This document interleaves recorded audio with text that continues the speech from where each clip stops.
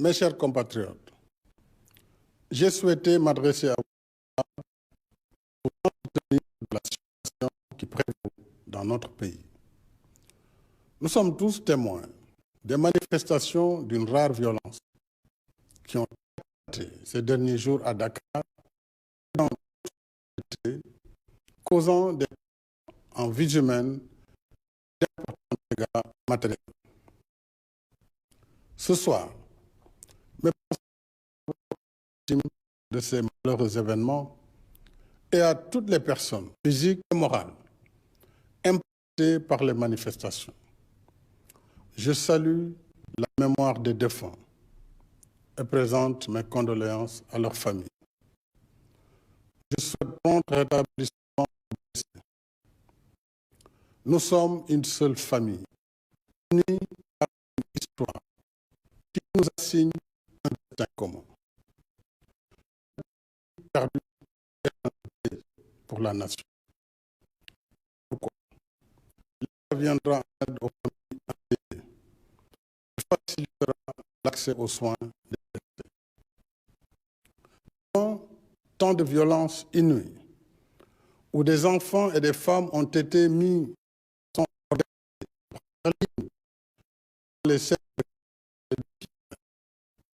nos forces de défense et de sécurité ont fort heureusement fait preuve de professionnalisme, de discernement.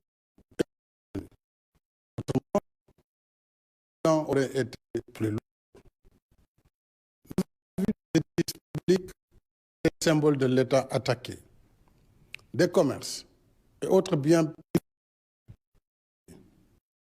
ensemble.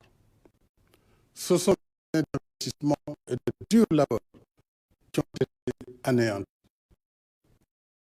Et aucune cause ne justifie des actes regrettables. Avec ces choix et ces opinions, les autres, nous pouvons autrement que par la violence destructrice. Parce que, quels que soient nos choix politiques et nos ambitions, nous sommes une seule famille. Et nous avons un destin, celui de la nation sénégalaise. Voyageurs dans le temps, nous sommes dans une barque dont nous descendrons, laisser la place à d'autres. Notre salut individuel et collectif nous demande de voyager ensemble en consolidant les fondements de la barque et non en les détruisant. Il y va aussi de l'avenir de notre des générations après eux. Rien ne m'importe plus que la préservation de ce qui forme l'âme de la nation sénégalaise, son source de vie et d'épanouissement, c'est-à-dire l'attachement aux valeurs du vivre ensemble dans la paix, la sécurité, la liberté, la démocratie, la tolérance et le respect de nos diversités. C'est pourquoi j'invite au calme et à la sérénité. Tous ensemble, taisons nos rancœurs et évitons la logique d'affrontement qui mène au pire. Dans cet esprit, j'ai reçu pendant ces 2 derniers jours des envoyés des khalifes généraux, des autorités coutumières, ainsi que des personnes de bonne volonté, membres de la classe politique, y compris de l'opposition, la société civile, des syndicats et du patronat. J'ai également échangé avec des membres du clergé catholique. J'ai écouté et entendu leurs messages. Je leur exprime toute ma gratitude et les remercie pour les sages conseils, ainsi que leurs suggestions et recommandations constructives. Toute cette synergie positive montre que dans des moments de doute, d'inquiétude et de turbulence, nos régulateurs sociaux fonctionnent et les ressorts de notre nation restent solides. Sur l'aspect judiciaire de cette crise, laissons la justice suivre son cours en toute indépendance. En ce qui me concerne, je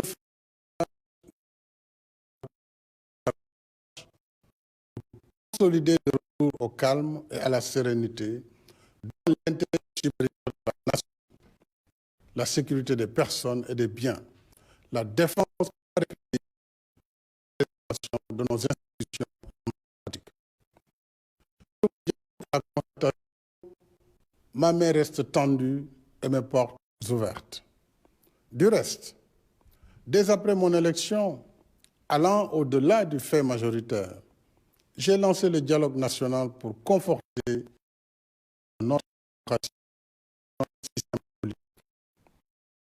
Ce dialogue est fécond.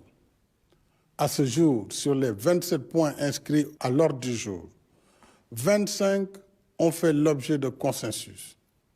Je reste et demeure attaché au dialogue pour la mise en œuvre du point de vue. Je comprends également, chers concitoyens, que la colère qui s'est exprimée ces derniers jours a l'impact économique. Personne ne peut nier que le monde entier, notre pays y compris, traverse une crise économique, occasionnant des millions de pertes d'emplois et d'activités génératrices de revenus. Les familles entières sont plongées dans la pauvreté, l'angoisse et la frustration. Je mesure les difficultés dans nos vies dures dans nos quartiers.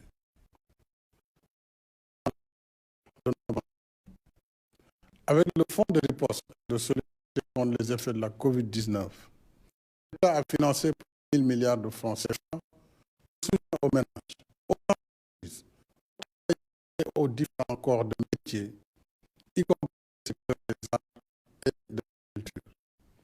Nous n'avons pas oublié notre diaspora, que nous avons appuyée pour plus de 12 milliards. Ce soutien à la diaspora illustre d'ailleurs l'étendue de la crise que nous vivons. Parce que d'habitude, c'est bien la diaspora qui est un pays. Tout cela pour montrer que la solidarité, l'équité et la justice sociale restent au cœur de la nation et bien avant la pandémie Covid-19. Je crois que tous les efforts en matière de formation, d'emploi, de finances dédiées aux jeunes, à hauteur de 60 milliards de francs CFA pour la délégation générale à l'entrepreneuriat rapide, des jeunes et de du fonds de financement de la formation professionnelle et technique reste encore insuffisant. C'est pourquoi, m'adressant à vous, les jeunes, je voudrais vous dire que je comprends vos inquiétudes et vos préoccupations. J'ai vu nombre d'entre vous sortir de la rue pour exprimer la colère, le mal-vivre, parce que vous n'avez pas d'emploi, que vous aspirez à un avenir meilleur.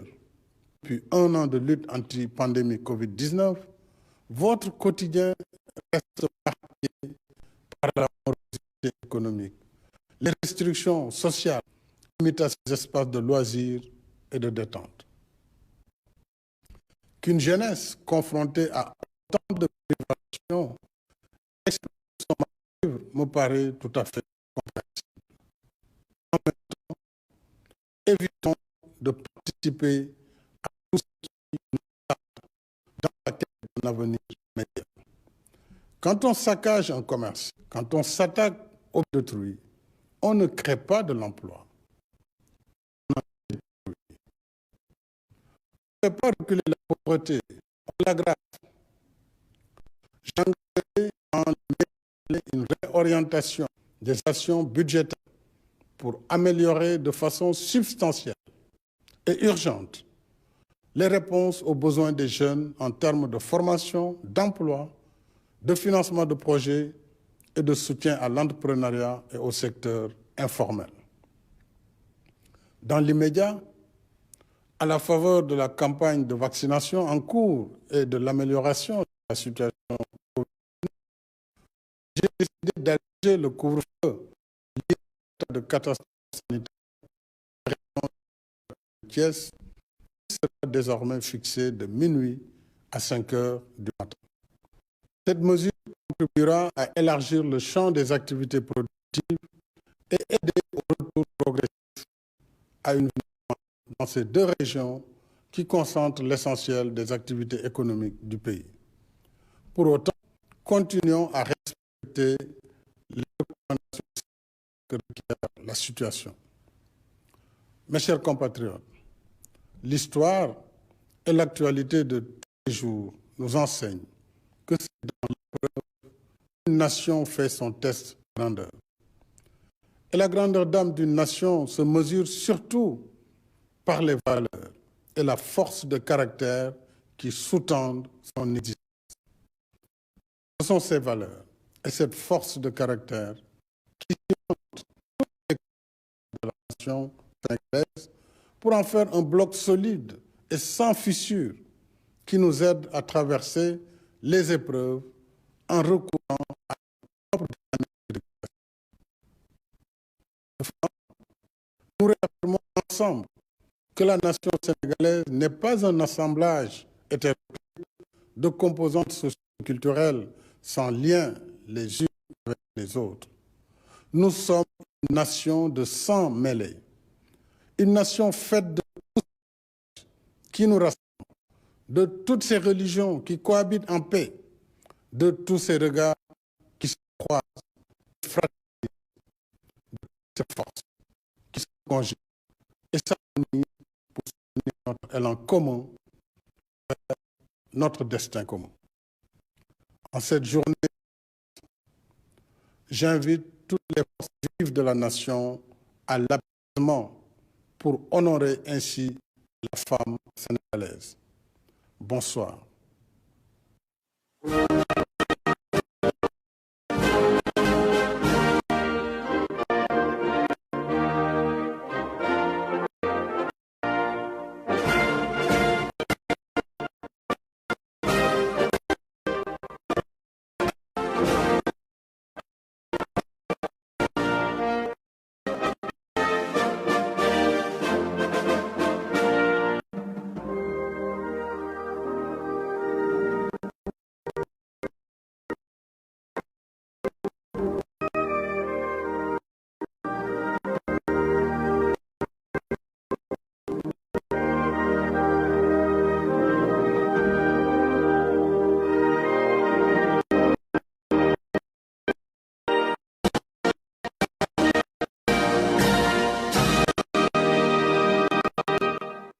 C'était le message du chef de l'État à la nation.